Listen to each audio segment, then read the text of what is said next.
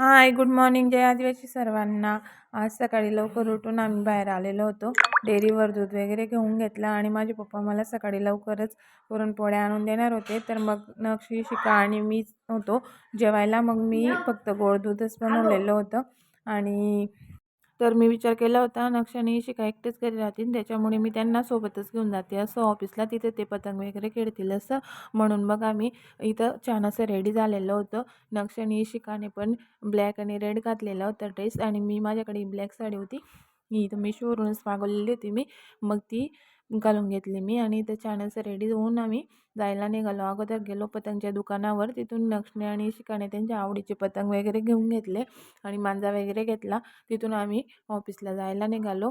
ऑफिसला गेल्यावर तिथं त्यांना मी या पतंग वगैरे रेडी करून दिले आणि नक्षने पतंग उडवायला घेतली, तर त्याची पतंग लगेचच वावेत गेली होती आणि खूप लांब गेली होती. चला तर मग भेटूया पुढच्या व्हिडिओमध्ये. तोपर्यंत सर्वांना मकर संक्रांतीच्या हार्दिक शुभेच्छा.